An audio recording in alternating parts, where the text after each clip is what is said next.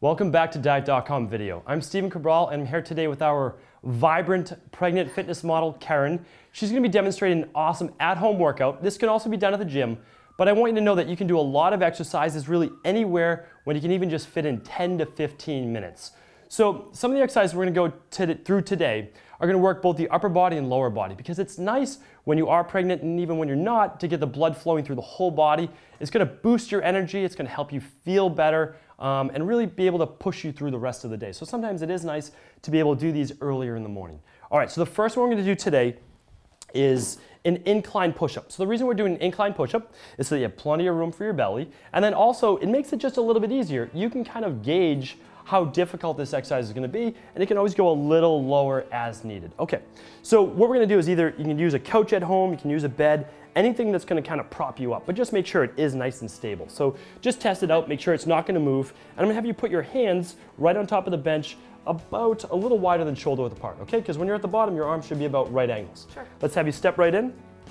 All right, Kerryn's going to slowly walk her feet back. Just make sure you're comfortable, keep your knees a little bent. Now, if you ever feel like you're gonna fall, you're not comfortable, I want you to just bend your knees, put your knees right down to the ground. That's all you have to do, okay? It's always very important to stay safe.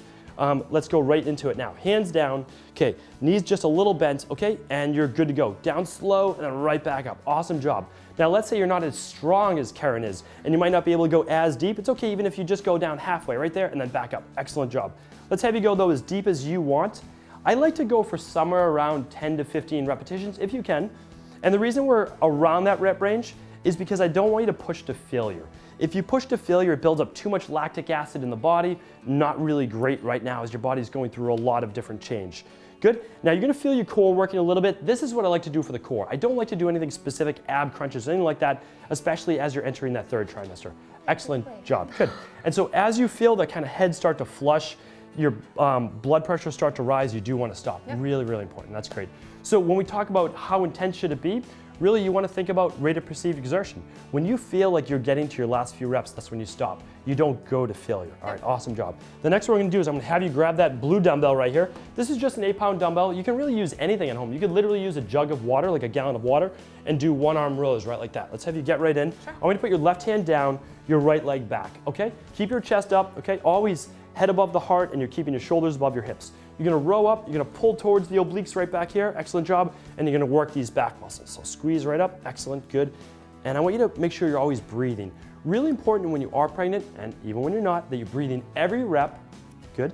So out on the way up, good, in on the way down, because when you're not breathing, your blood pressure is rising, and that is obviously not ideal. That's not what we're looking for. I want you to do 10 to 12 repetitions, and you're gonna switch sides, okay?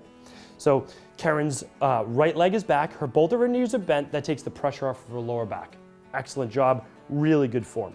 So now why do these rows when you're pregnant? And the reason is that your body's gonna start to get pulled more and more forward, and so what you wanna do is concentrate on pulling back, and so you're working on posture. And posture is one of those really important things to not neglect when you are pregnant. Good, big pull back, just like you're doing, that looks great. Slow down the motion just a little bit so you keep everything in control.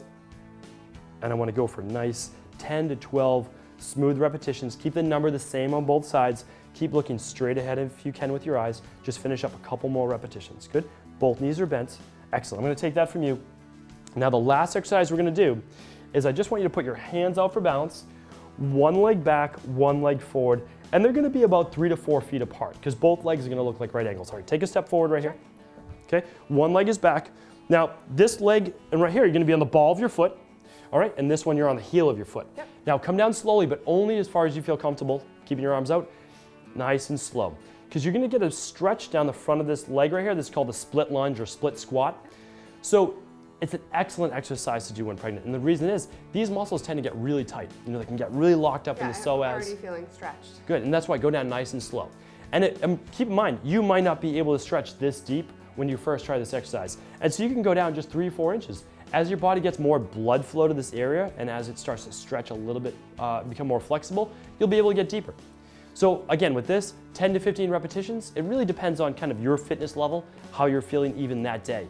Because different days might call for different workouts and you might not be able to get as deep or do as many repetitions, and that's totally fine as well. You have to listen to your body and see what your energy levels are that day, see what your flexibility is, and we're gonna keep going from there. That looks great.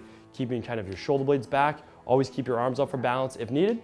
Now, if this exercise does get easy, you can certainly hold dumbbells, and that's totally fine.